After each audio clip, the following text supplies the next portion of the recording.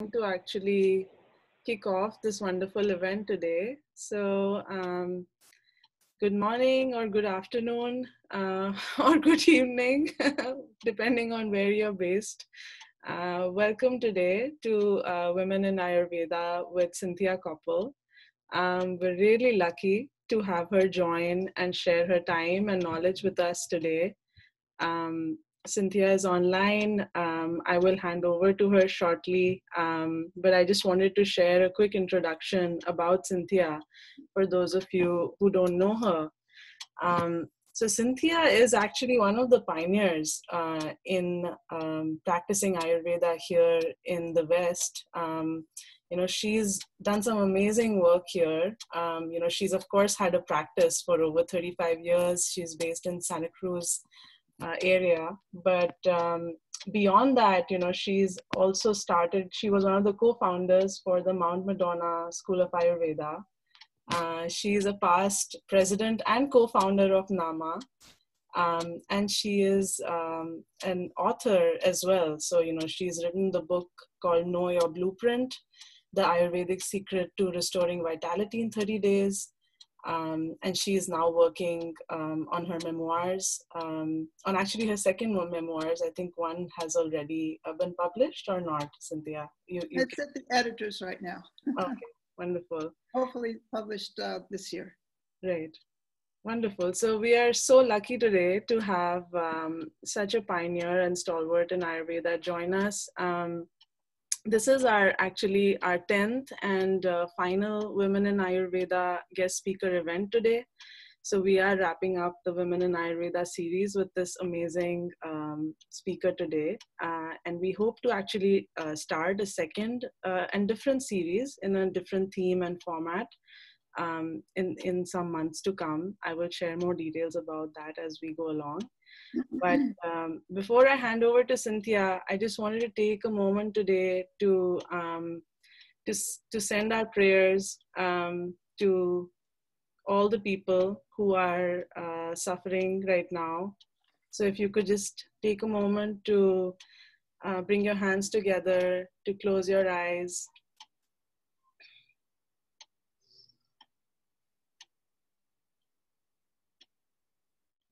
Make sure your feet are on the ground or on your chair. Your spine is straight. Taking some deep breaths. With all that's going on in the world right now, there's a global pandemic going on.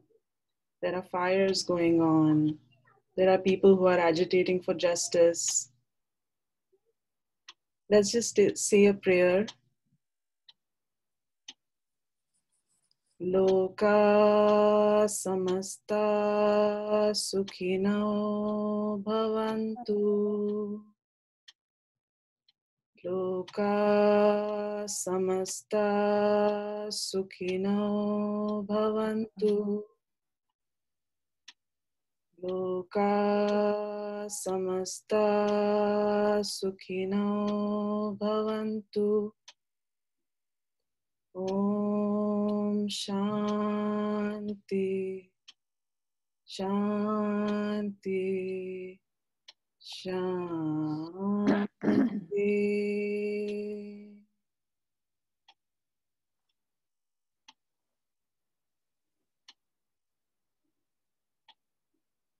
Sending our prayers to all those who are suffering for their health and happiness and peace in the world. And when you're ready, open your eyes.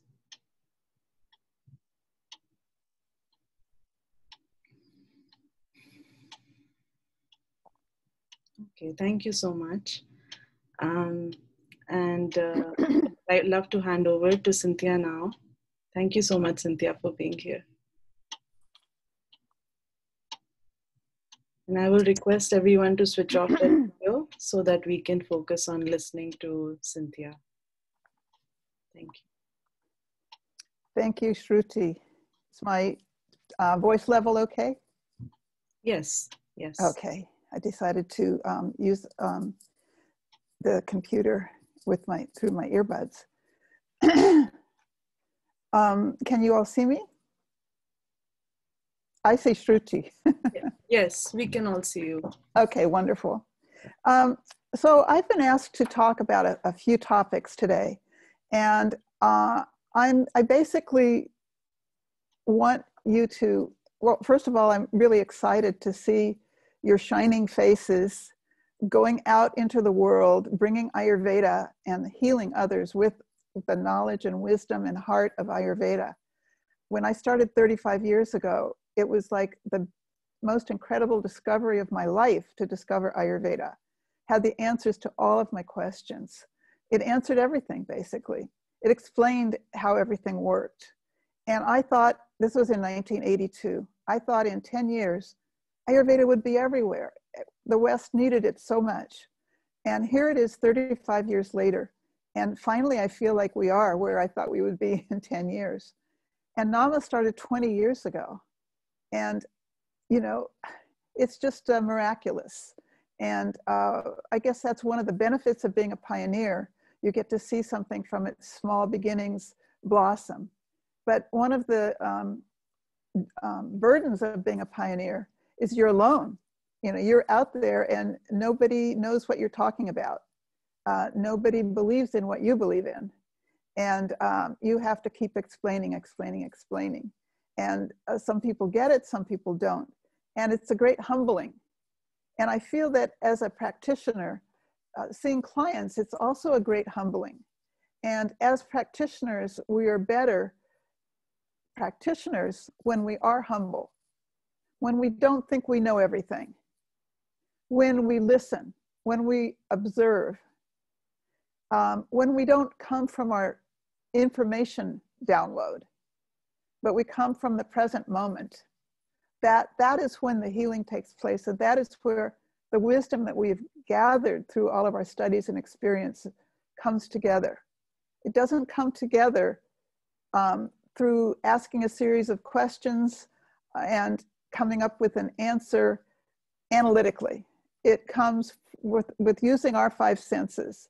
It comes with being present more than anything. So what I wanted to talk about today was some things that I thought could help you as practitioners. And I am a supervisor of the Ayurvedic practitioner and master students at Madonna Institute. And I have certain things that I see regularly in the, practitioners that are just starting. And I know many of you have practiced for years, but hopefully some of this will still be valuable to you. One of the things that I see is that the practitioners feel like they know the answer and they need to tell the client the answer.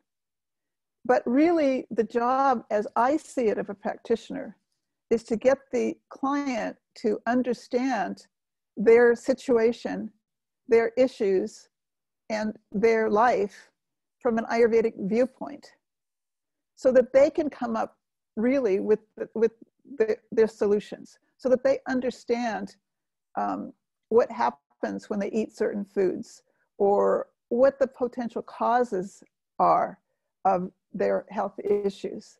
And if they can understand that, then when they walk away, they have, you've given them some gold. If they see you just other, and they come to you to just get some herbs and a few tasks to do, a few changes in the lifestyle, but everything else stays the same within them, then I feel that the practitioner's job hasn't been completely completed. So it's a learning experience. But the points I wanted to make today were, first of all, what is your ideal client? And why is it important to know what your ideal client is? Secondly, how to gain confidence as a practitioner. How to overcome insecurity. I had so much, I can't tell you. So hopefully you can learn from my experience. A third thing was how to get compliance from your clients. I think that rhymes. And you have to go about it differently if your client is mostly Vata, mostly Pitta, or mostly Kapha, because different different constitutions have to be treated differently because they process information differently. And if you treat a Pitta person, Pitta client, like you would treat a Vata client, they're not going to be compliant because they're going to feel insulted. And if you treat a Kapha client like you treat a Pitta client, they're not going to really hear it. They're going to just keep going in their rut. And if you treat a Vata client like you treat a Pitta client, they'll be anxious. It'll increase their anxiety. Too much information. They don't know what to do with it.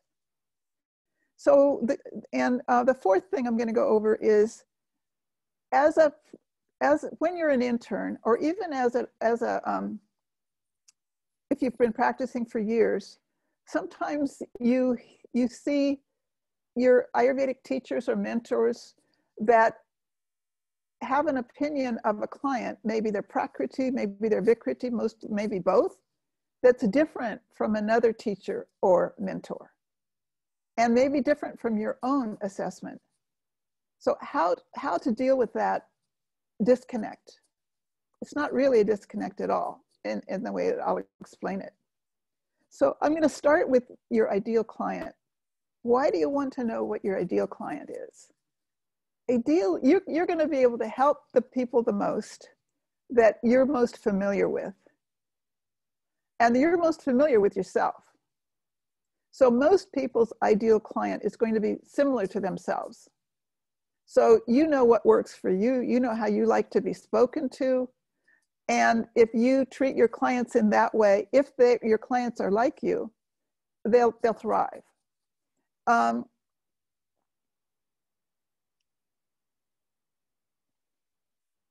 Another way so the ideal client is the one that you'll have the least stress talking to. You'll have the most ability to heal because you have the most experience with them.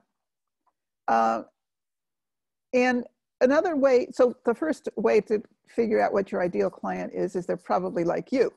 The second is competent to treat.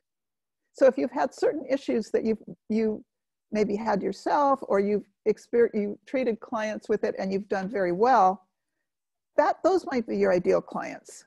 You can feel competent with them. And you can give examples. I had this client last week, this is what happened. If you can tell your clients stories about other successful clients, that you'll gain their confidence. The other way to find out what your ideal client is what issues do your friends, clients, and family have that they ask you about? So if you have a lot of people that you talk to and they all have digestive issues, and you're familiar with digestive issues and how to treat them, that might be your ideal client. Another way to find an ideal client, meaning how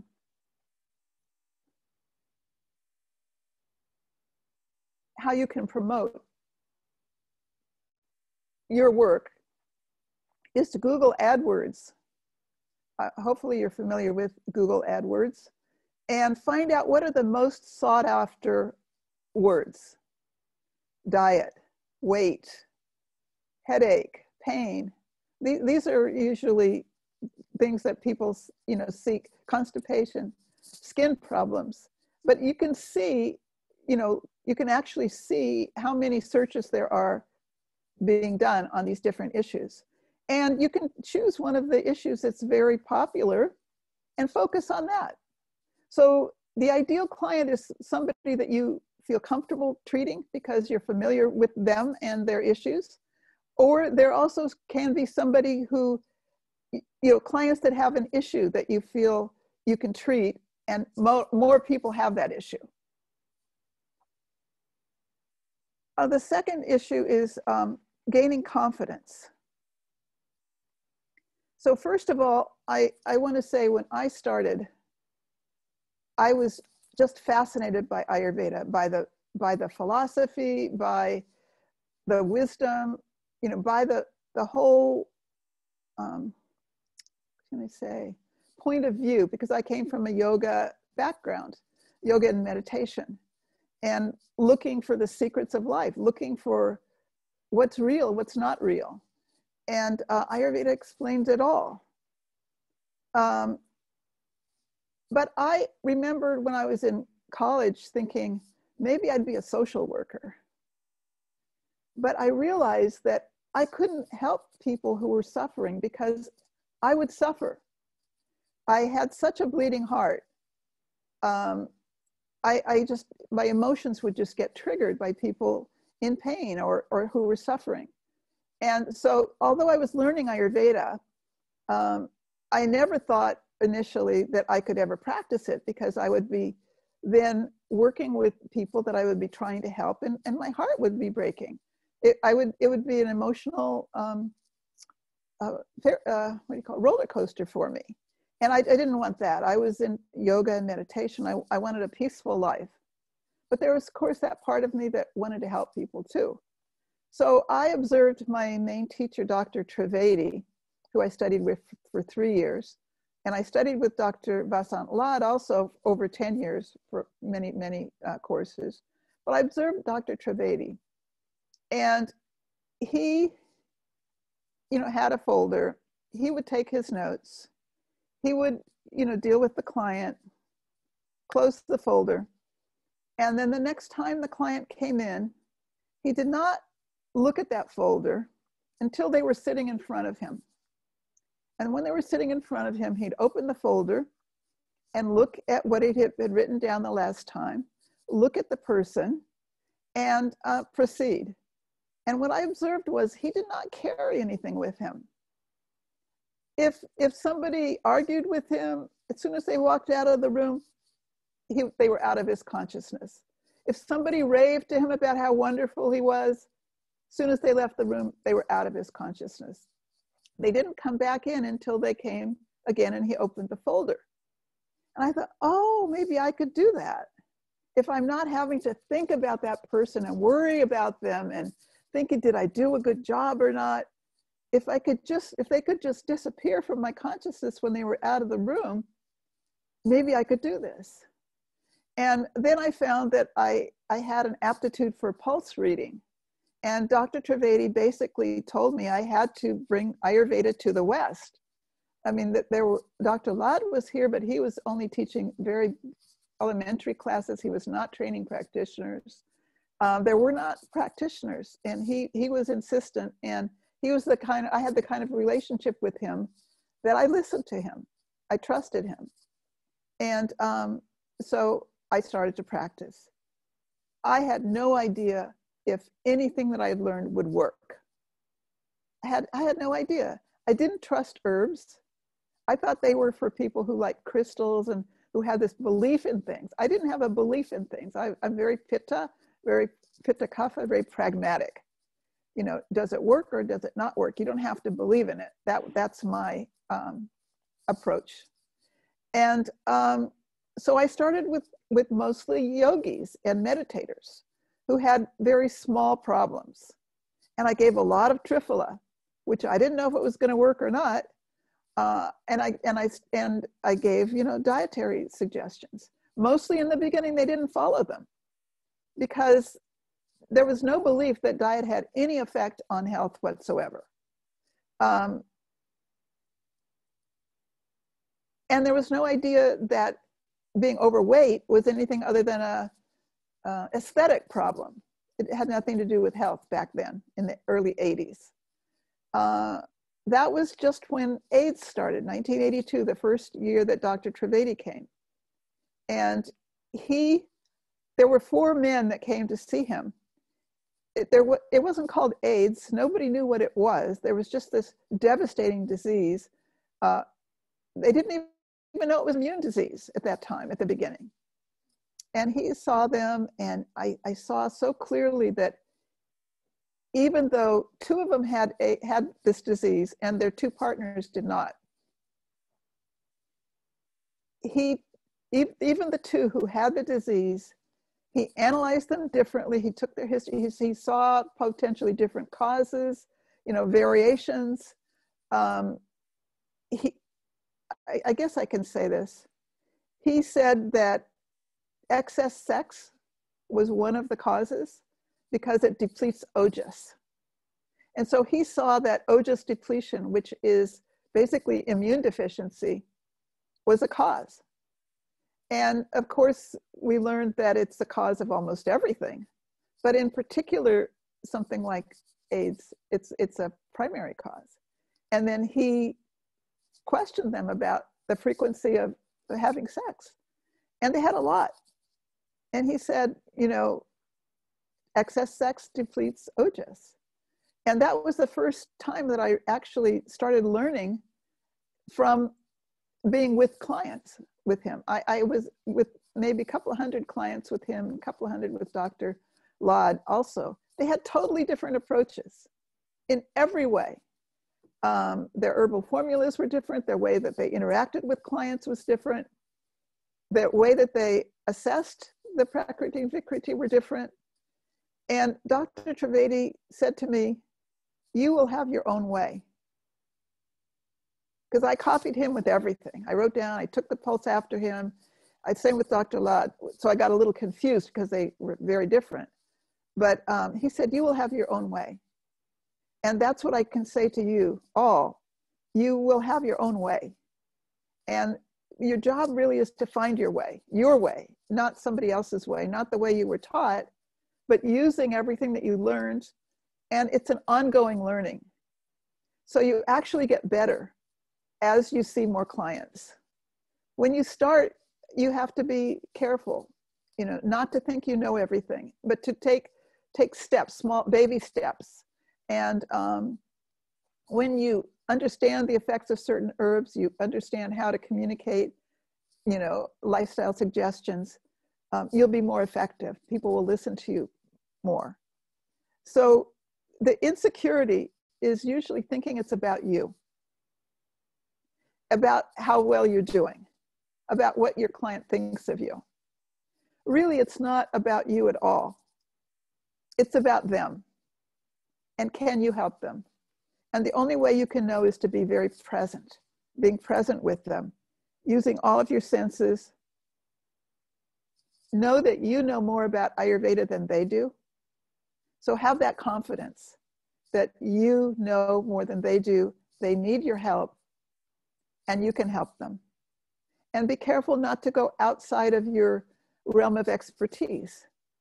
You can always start with simple things and do research, you know, after you've seen a client, if it's something that you feel you don't have experience with, or refer them to someone, or have a mentor that you can ask questions.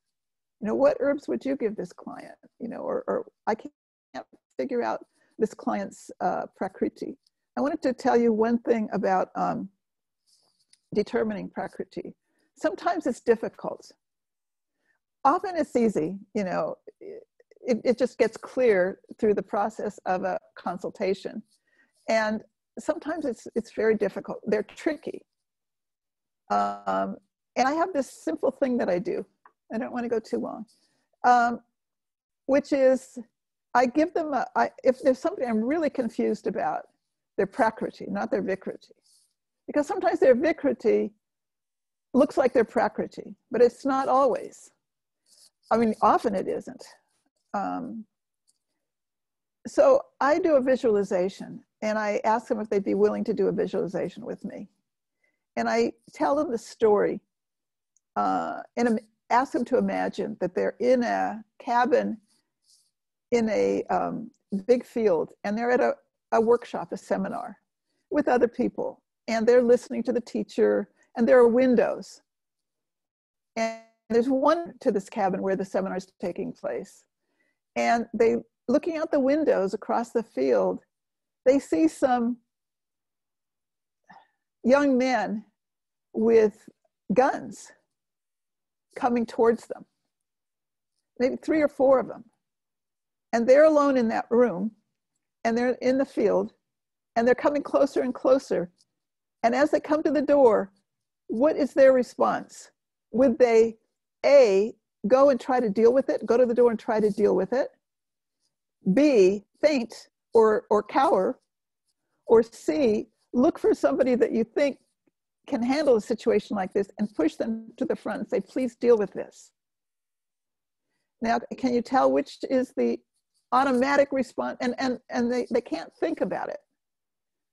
It has to be just their first response, you know, gut response without thinking. Vata, it triggers the fear. They recoil.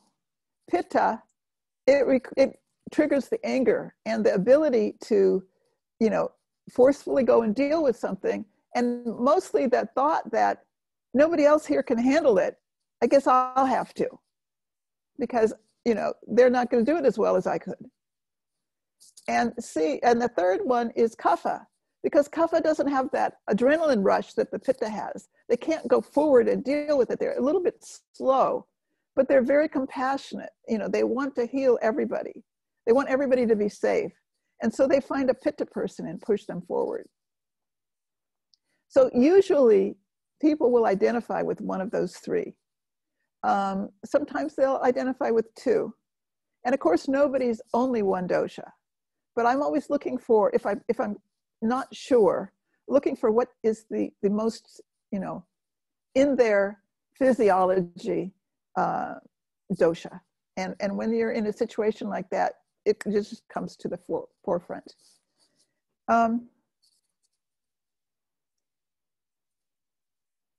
So I suggest, in terms of gaining confidence, to start with small formulas and suggestions.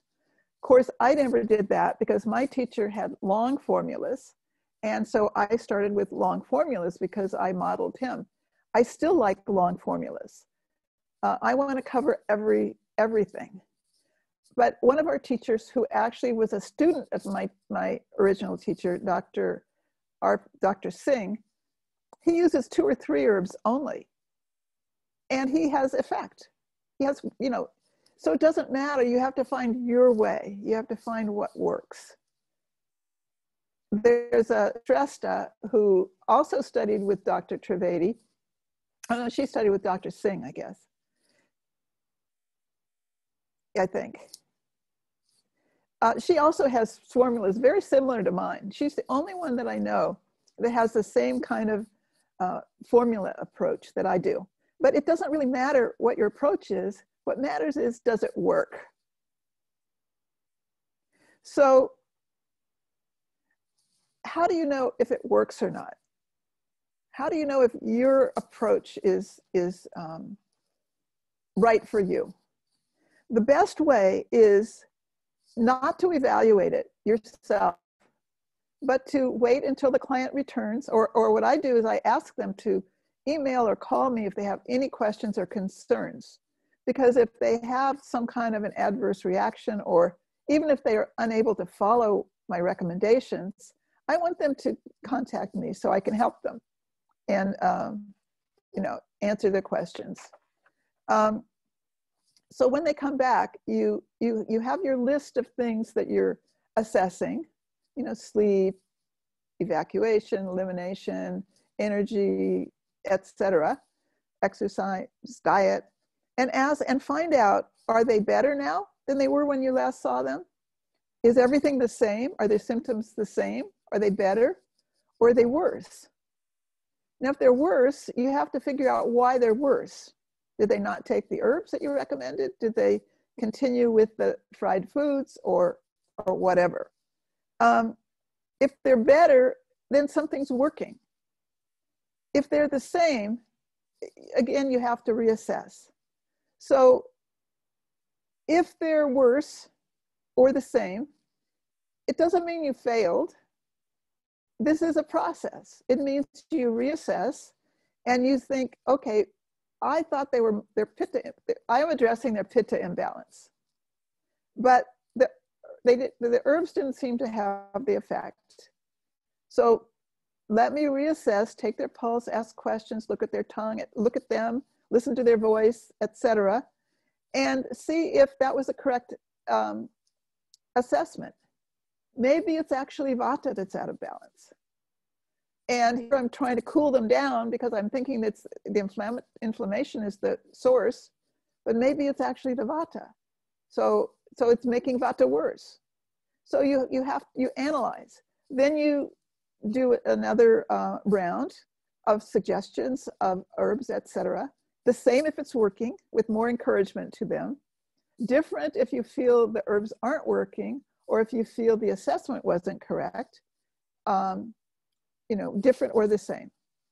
So it's a learning process. If you can stay in that mode of your learning, and hopefully they're learning with you, then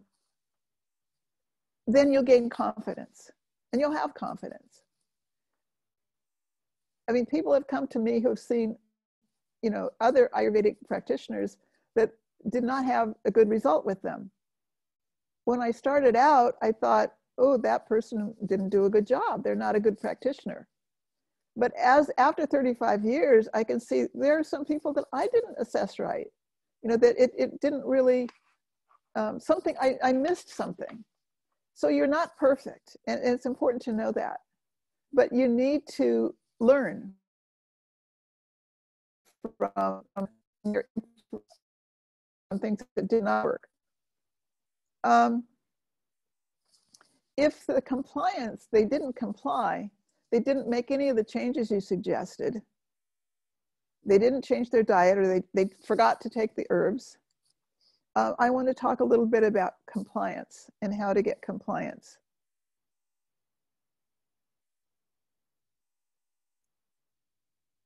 Yeah. So rather than thinking you're succeeding or you're failing, just think of how are they doing and how can I make it better? That's all you need to think about. And you don't need to think about them in between. You might want to do some research, then you do the research and then you put it away. But Charaka Samhita says that the Ayurvedic practitioner or doctor takes the light of wisdom and goes into the heart of the client and sees the past, the present, and the future. So you see the past because you see what created this present dilemma they're in. You know all the causes, and you have found one or two. You know the future because you know if they continue with everything they're doing now, emotionally, mentally, dietarily, lifestyle, work, stress, you know where they're going to end up. That dosha is going to get more out of balance. So you can see the past, present, and the future.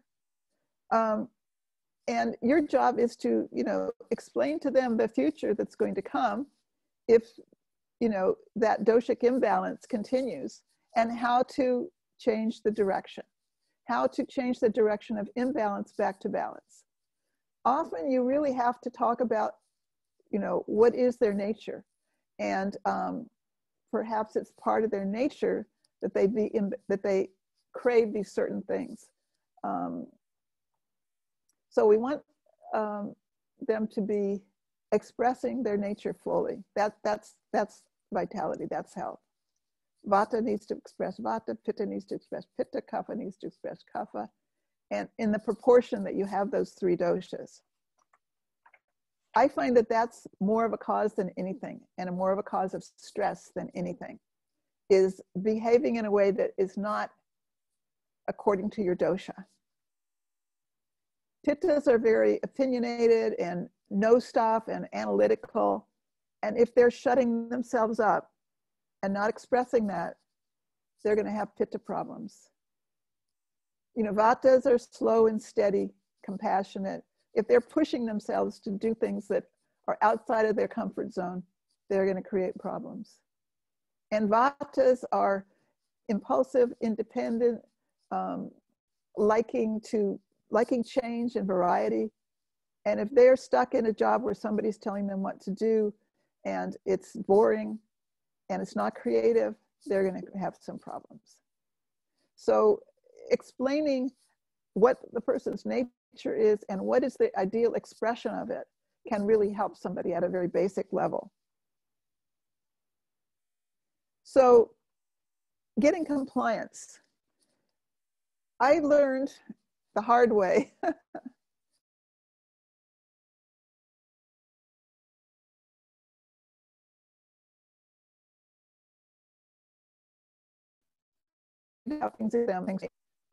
when I was just starting out maybe 3 years in or so, there was a man who had studied with Dr. Lad, and he was setting himself as an Ayurvedic doctor after minimal experience, minimal training. And he was a kind of a big man, and he treated people, he was the doctor, and he told people what to do. Well, I went into Ayurveda because it's not like that in the way I learned it. You're co-creating with your clients. You're creating a better future for them, healthier future. But he went to India, and in exchange for a bunch of products that I was making at that time, he recommended that his clients call me for their practitioner. So the first one that I had was this woman. And after I finished the consultation, she was very confused. And she just said, well, do you think I'm going to get well? And, well, what should I do? And I had already explained all of those things. I think the second one said, just tell me if I'm going to get well or not. Well, as a Pitta, I don't trust anybody who tells me just do what I say and you'll be fine. I thought, uh-oh, where are they coming from? They don't really know me. What are they trying to pull here? That's my Pitta analytical nature. So I resisted telling somebody, you'll be okay, don't worry about it. They didn't come back. And it took for a while for me to realize that they saw that practitioner because he treated them like the Vata they were, because he was very Vata. And I didn't treat them that way. So if you have a Vata client, you need to oil them. You need to tell them you're going to be okay. Everything's fine. If you don't tell them that, they're not going to trust you and they're not going to feel comfortable and they're not going to be compliant. So for Vata, you don't want to scare them. If you don't do this, you're going to get diabetes just like your mother. You don't say that to a Vata person. You give them just 1 or 2 steps and you tell them it's going to be okay. You give them confidence that way. You calm down their anxiety. And then for Pitta, which I'm more familiar with, you want explanations. Pittas need to know why. I got into Ayurveda because I wanted to know why. And so you really do need to go into detail. And when I talk about digestion, I go into detail about how the digestion works according to Ayurveda. And why, if you eat these foods or those foods, or if you eat at the wrong times, why it's going to affect your body and you're going to go out of balance. They want an explanation, and then they'll trust you and follow. Another thing about Pittas is they think they know it all. So if somebody comes in and they say, I've got this, I've got that, I've done this, I've done that, I don't need much help, they're Pitta. So if you want to help them, they need to be compliant. And if they already know it all, why should they listen to you? So with people who are very much in that know-it-all place, what I do, and only works for very, very Pitta people, I challenge them. Pittas like challenge. And I say, I'm giving you this list of things that I recommend that you do and eat and etc. And it's really hard. And I'm not sure you can do it. You may not be able to do it all. And that's okay. If you just do 1 or 2, that's okay. 100% of the time, that Pitta person will say, no, I'll do it all. No, I can do it. No, I can do it. I'll do it all. And they do it all. They do it. They follow. So you can't out-inform a Pitta. Sometimes you have to challenge them. But for Vata, challenge is just going to make them more anxious. And they won't even be able to do one thing. And for Kapha, they don't need a lot of explanation. They definitely don't need to be oiled and calmed, because that is their tendency already. And that'll keep them more doing what they're doing. oh, good, it's okay, I can just keep doing what I'm doing. So kapha is the one that you have to scare a little bit. Sometimes, if they're stuck in their kapha, if they have a kapha imbalance in their kapha, if they're a vata prakriti and they have a kapha imbalance, like overweight, you treat the cause, not the effect.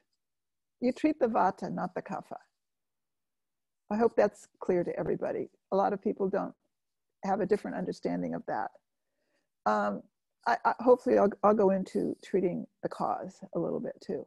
So for kapha, the cause, if the cause is kapha, they're in some kind of a rut. The only way that you can get them out of it often is to scare them a little. But I remember one of our student interns, who she was very kapha, vata kapha, mostly kapha though, maybe, which is, yeah. And she scared everybody. And they complained about her because a lot of them were vata. And it just made them, they did not feel seen. They did not feel heard because they weren't seen as being kapha and needing a kapha treatment of the practitioner. So telling them, you know, what the potential outcome can be if they don't follow these is a good thing to tell a kapha. It's okay to tell a vata and a pitta too, but not, you know, not in the personal treatment. I had the way I learned this was I had a clothing store when I first started studying Ayurveda, and I had employees. And it was a real stretch for me to be a manager. I don't like being a manager, but there I was with owning this store. It started out, we had 5 stores with the spiritual group I was part of. And then we split up and I bought out this one store thinking, oh, it'll be great, I'll be in charge. I don't have to rely on these others. Well, it was a lot more work than I ever thought it would be. And one of the areas that was difficult for me was managing. And so I read a lot of books. And I was very successful at it, except for I had this one employee who's very intelligent, you know, very smart. And she would just stand around. She would, you know, be shuffling through the clothes, maybe reordering them, but she wouldn't walk up to clients and ask if she could help or talk to them, say, how are you? And I told her, you know, your job is to walk up to the clients and talk to them and the customers, and she said, oh, okay. She didn't do it. So the second time I thought, well, let me explain it a little better. Maybe she doesn't fully understand. So I explained it even more, why it's important, you know, and da-da-da-da-da. She didn't do it. She continued the same behavior. Finally, because I didn't know what else to do, I called her in and I said, you know, I talked to you about, you know, talking to customers. She said, oh yeah. I said, and I noticed that you're not doing it, and the next time I see that you're not talking to customers, you're going to be fired. You're fired if next time I see you, you're not talking to customers.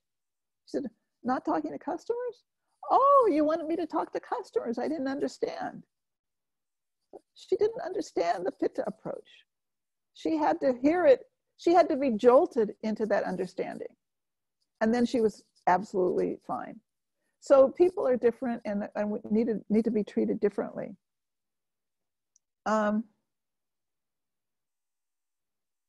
So 2 things. One is about the cause, and the other is about different teachers having different Prakriti and Vikriti assessments.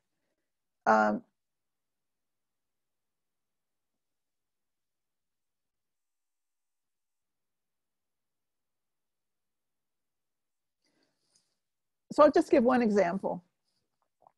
Somebody comes to you and they have a pain in their arm. And if you're just simply assessing by symptom, you'd say, there's a vata imbalance. And I need to treat vata. So I need some vata reducing herbs. And they're mostly going to be pitta increasing. And that's going to reduce the vata. And you give it to the person. And they come back the next time. You give the formula to the person, and it's worse. It's not better. And you think, well, I treated their vata. What's wrong with these herbs? They're not working. The question you have to have is, what is the cause? What is the cause of the pain? Is it just vata? Is it pitta, inflammation, creating pressure on the nerve? If the cause is inflammation, you need to treat that. And once the inflammation is down with the anti-pitta herbs, the pain will just go away.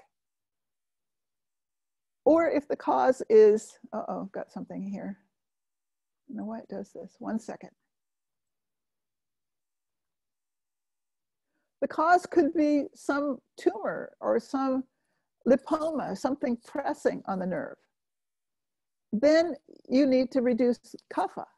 And when you reduce kapha and the pressure on the nerve reduces, the pain will go away.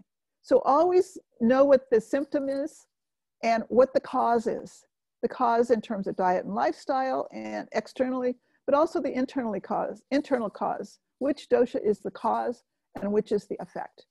So that's all I wanted to say about that. Only one more thing, because I know I'm going a little longer. I hope you're all okay with this. This is good. Thank you so much. Is it okay? Yeah, very good. Okay. Well, one last thing.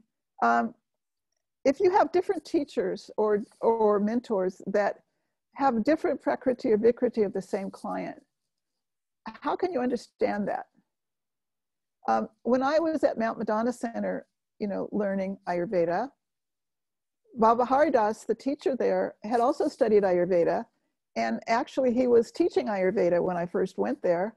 But he started bringing teachers over from India because he didn't want to teach Ayurveda.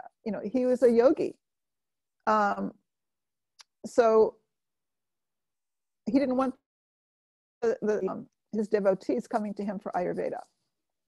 So, but he would assess people. He would say, you're this, you're that. And Dr. Trivedi, my teacher, would tell them something different. And they would come to see Dr. Trivedi, and it's a nature vata imbalance or something like that. And they would say, oh, Babaji told me I was vata. And so they would get confused, the Ayurvedic teacher or their spiritual teacher, who's also an Ayurvedic practitioner. And what Dr. Trivedi said, which I think is the truth and makes sense, and I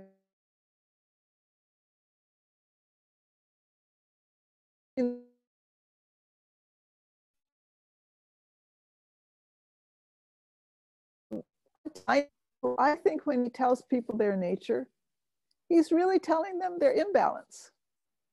He's really telling them their Vikriti.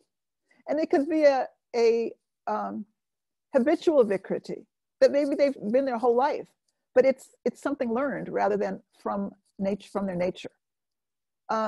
So if somebody says you're vata and somebody else says you're pitta, and you go to each of them, you might find that you get the same herbal formula from both, because they're saying one thing, but they're seeing the same thing.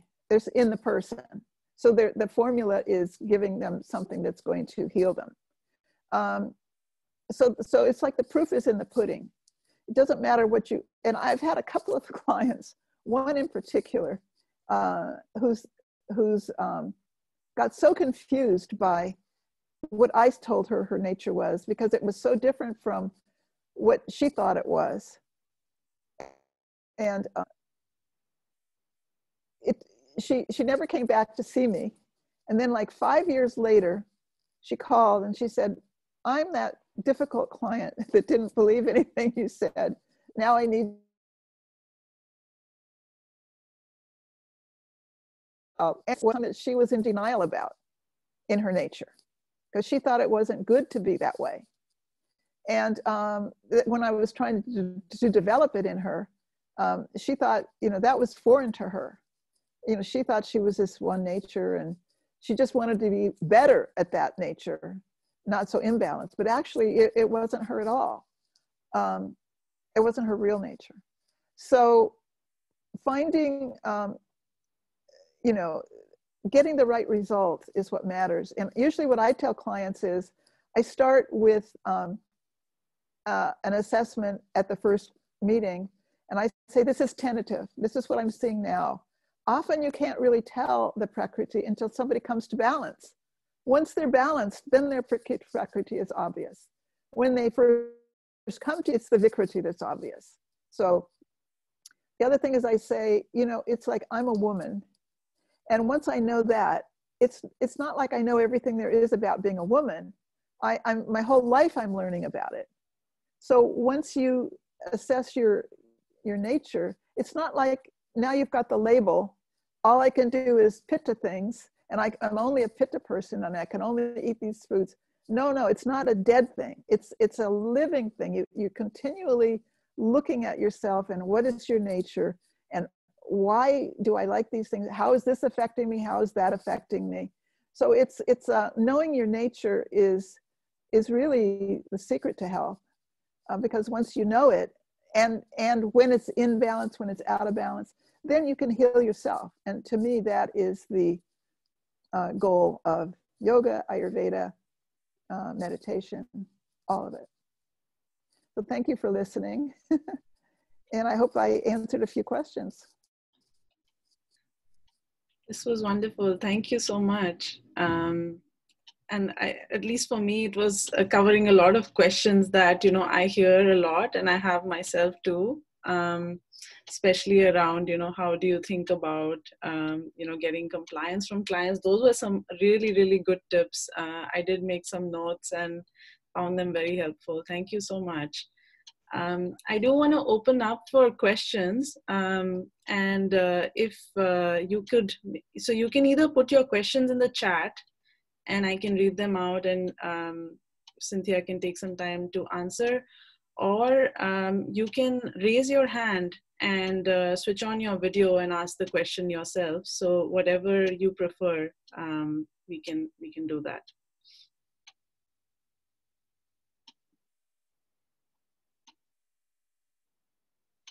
We have a couple of messages coming in the chat, just thanking you and for a wonderful presentation. Cynthia, so if maybe we could take another 10-15 minutes if you, I know we're going to be at 10 a.m. soon, but if you have another 10-15 minutes, can we just take some questions now? Sure. All right. So there's one question here from Helian. I hope I'm pronouncing your name correctly. How do you handle coming to know if a person is tridoshic? Tridoshic? Yes. I think personally, if they have equal qualities of all the doshas, they can come to you with imbalances in vata or pitta or kapha if they're tridoshic. So it doesn't mean that they're more balanced. It doesn't mean that they're healthier to be tridoshic. It just means they have equal qualities. And then depending on, you know, their diet, their lifestyle, their life, they can be out of balance in any dosha. So that's all I can say. You know, it's just, you know, that example I gave when I have a hard time determining somebody's dosha. Sometimes, very rarely, but sometimes people will say, well, it depends. I might do all three, or I have all three of the tendencies in that scary situation. That's all I can say. It's, you just look at the person, and they can be skinny, they can be sturdy, you know, and they can still be tridoshic. It's not a physical thing. It's the inside of the body, really. I mean, it manifests on the outside, but tridoshic, you know, they're calm, they're analytical, and they're creative and impulsive, all three. Right. So I guess maybe, Helian, I don't know if this was your question, but were you wanting to know how to work on compliance? Like, how do you approach getting compliance from a tridoshic? Hi. Well, yes, that, but more of the way in, I guess, can you kind of, once you were talking earlier about knowing a person's Prakriti after you get the Prakriti settled down.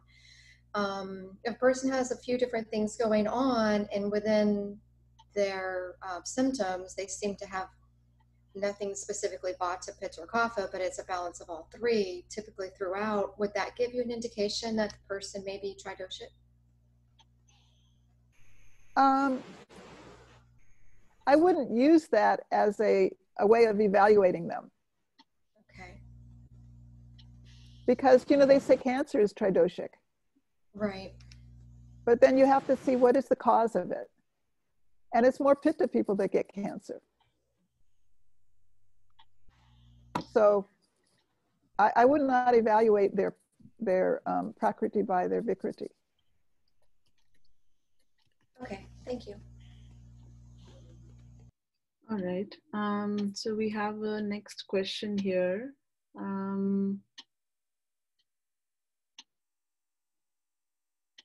Regarding the Prakriti assessment, is it important to differentiate between the physiology Prakriti and the mental guna? How do you consider to the mental Prakriti? This is a question from Irit. Personally, in my study and in my experience, there's no difference. The mind affects the body affects the mind.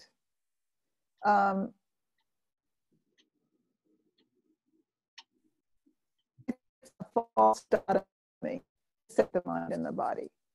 I think there's one entity that has a mind, that has a heart, that has doshas, that has dhatus, and the mind can be affected by, you know, the Majja Dhatu going out of balance. It is, I don't really see any difference. Okay. I think there is a difference in the Vikriti. You know, the mind can be out of balance through Vata, Pitta, or Kapha. But is in terms of the nature, the Prakriti, I don't see any difference. Okay, thank you. Preeti has raised her hand. So Preeti, maybe you can go next. Sure. Hi, Cynthia. So good to see you. Hi, thank you. I don't know if you remember me. I was at Mount Madonna, studied Prakriti that time, like a long time ago. Yes. Yeah. So let me get out of this so I can see you. yes. Can you see her?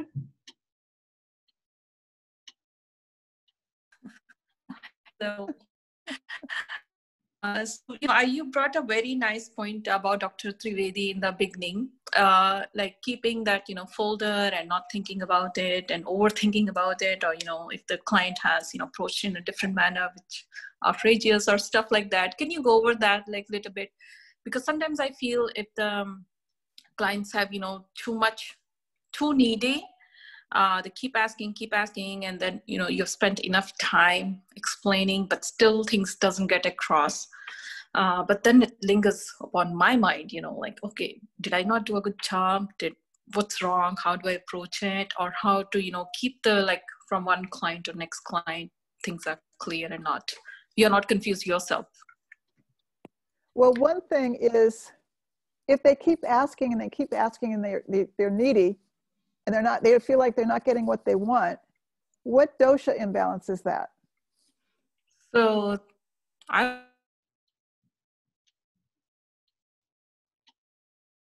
say hard to calm them, right? Instead, oil them, bring them more confidence, right? And set boundaries. Set boundaries. Set the boundaries. Mm-hmm. You have to set the boundary. You're going to be okay. Just do this. Okay. For example, next time I see you, we'll go into this. Do not try to please your client. Yeah. Especially Vata. They'll take you on a trip here and there and everywhere. Oh man. Mm-hmm. And they still won't be satisfied. But if you create a boundary for them, they'll feel more comfortable. Perfect. That makes sense? Yes. I was teaching this class when I was just starting, and I had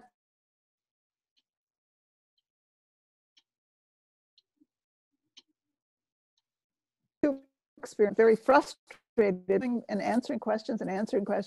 This one person I couldn't understand. I wanted them to understand, and everybody was upset with me.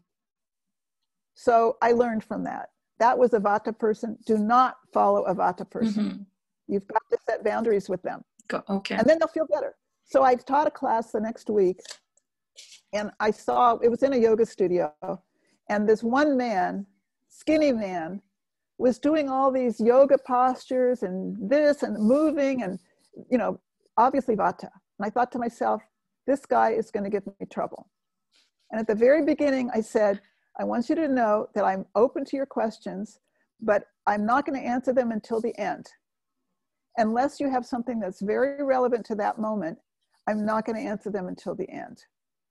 I was very clear about that. And I said it in a very strong Pitta voice to get the Vata to understand, to hear. Pitta voices are penetrating. Now that I'm older, my voice isn't as penetrating as it used to be. But he started asking questions. And I said, oh, very interesting. You can ask that at the end. Mm-hmm. Asked another question. It's not quite relevant to this. Ask that at the end. And he calmed down. At the very end of the class, he said, that's the best class I've ever gone to.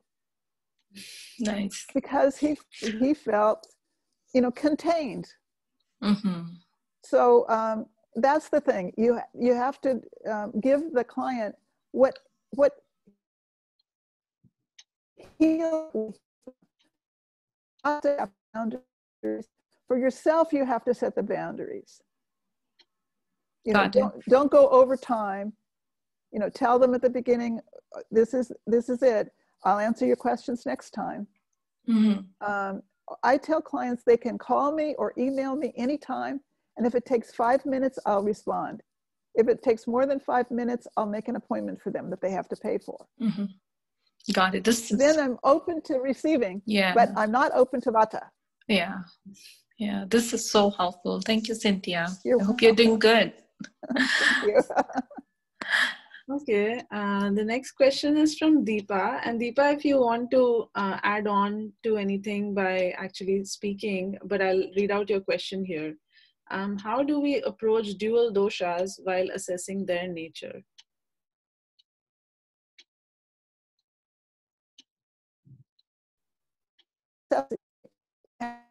Or how do you assess it? I'm not quite sure about the question. Deepa, could you clarify, please?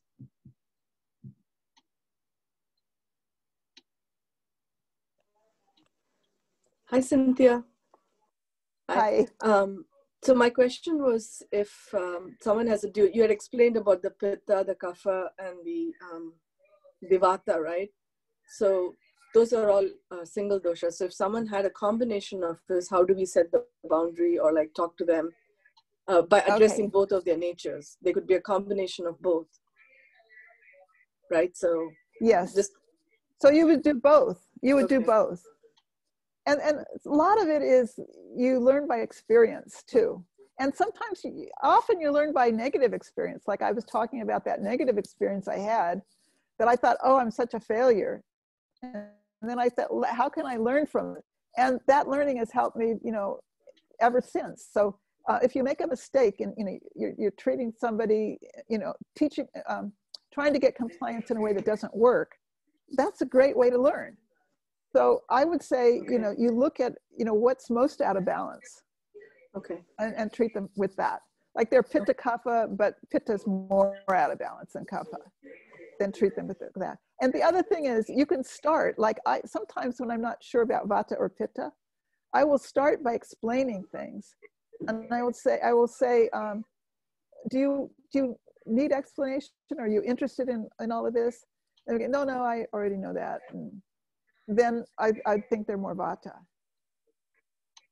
Because Pittas really like to learn, and if they don't really, then I would go and start treating them as more Vata in terms of, client relationship.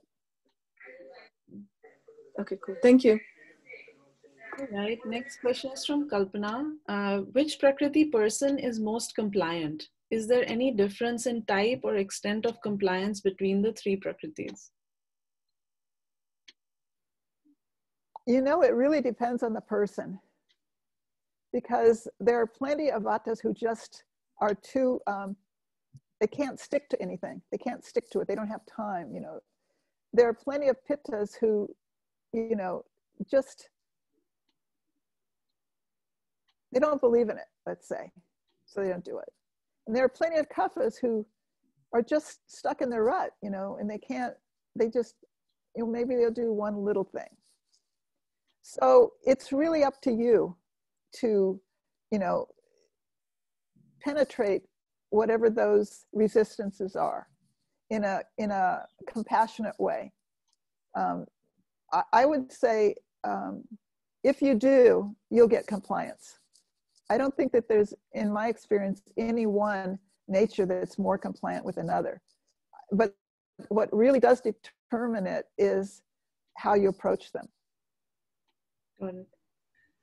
And if they feel heard, they need to feel heard, that you see them, and that this is going to help them. And you know, people hear that in different ways. Okay, thank you. I have a follow-up question. What about the stuck in the rut type of person, right? How do you approach them, and what do you do to help them? So, as I've mentioned, you need to get their attention, because they're in their rut and they don't really hear a lot of things that you say. So you have to use your Pitta voice to penetrate, you know, sharp-edged, not angry, but just penetrating. And tell them, you know, if you don't do this, this is going to happen, you know. Or another way of looking at it is, do you want to get rid of that pain? How much do you want to get rid of that pain? If you don't do this, what's happened last 3 years, you have to scare them a little.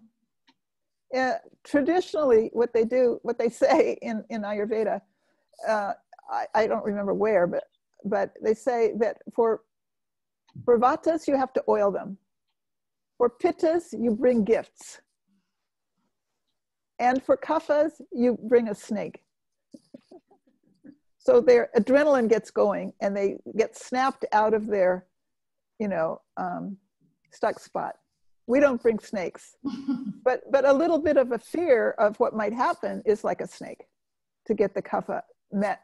We want the Kapha to get moving. We want to get the Pitta to get sweetened, and we want to get the Vata to get oiled and slowed down. Thank you. Very, very insightful. Thanks.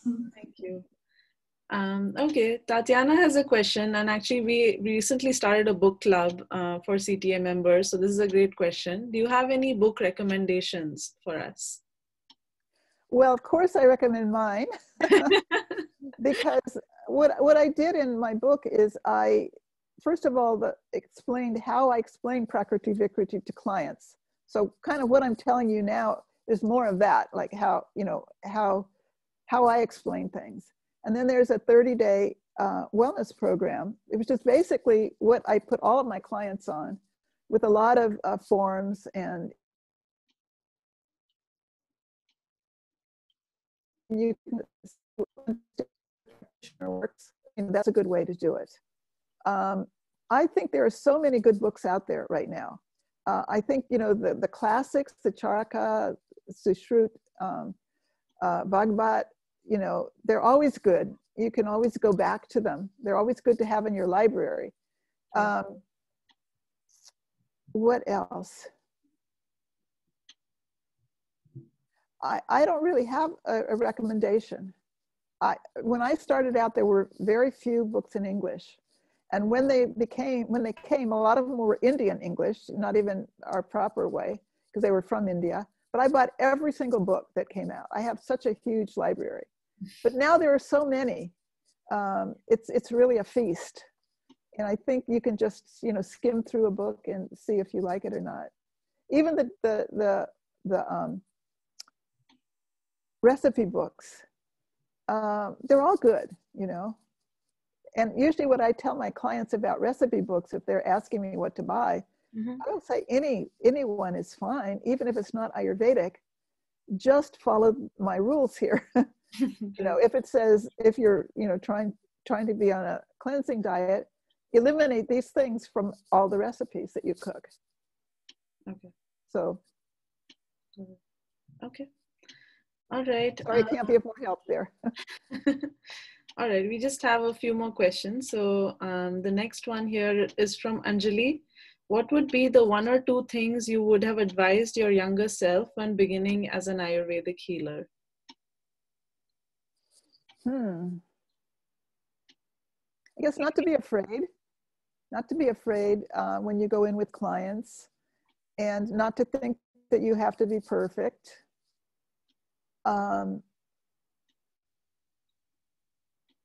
As I said, not to carry, you know, the emotion. Well, I guess another thing that I learned was if you feel tired or drained after seeing a client, assess why and don't do it the next time. So for me, what drains me is when I'm trying to please them. Like that Vata person that's not getting pleased. Very draining. So I don't do that. Or if I'm starting to get tired, I'll change my approach to the person. Right. All right. All right. Hope that helps. That helps. Thank you. I know we're quite a bit over time, so I want to be respectful of your time, Cynthia, as well as everyone else here. So we're going to wrap up now. I know we still have a few more questions. I'm sorry we couldn't get to them today. But Cynthia, maybe if you're open to it, if people can email you or reach out to you later after this talk, that would be absolutely. Yeah, my email address. Do you have that? I do. I can share that. Okay. Feel free to contact me, and if I can give you any advice or help in any way, I would be happy to. I'm just thrilled that you have this group, that you're together, that you're supporting each other, and it's wonderful. Everybody's different. Everybody has their own approach, and if you find your own way, that is your way. It doesn't have to be like somebody else's. Right. Thank you so much for the encouragement. And just as we wrap up, a quick announcement that next week, Friday, we will be having our next community hours meeting for the group. So this is a meeting for the members to get together, greet and meet each other, and discuss a topic of relevance. And this time we'll be talking about Ritucharya, as we'll be transitioning from summer to fall. So we invite you to please join us for community hours next week. And also next week, we have our first book club meeting on Saturday. So if you haven't joined the book club yet and are interested in joining, you can reach out to me, or you can reach out to Shagun. She just shared her email in the chat, and we'll be happy to add you and send you the details. All right. Thank you, everyone, for joining us today and being here and joining and participating with your enthusiasm. Thank you so much, Cynthia, once again, for your time and all the amazing knowledge. Thank you. Thank you all for listening. Thank you. Thank you so much. Bye, everyone. See you.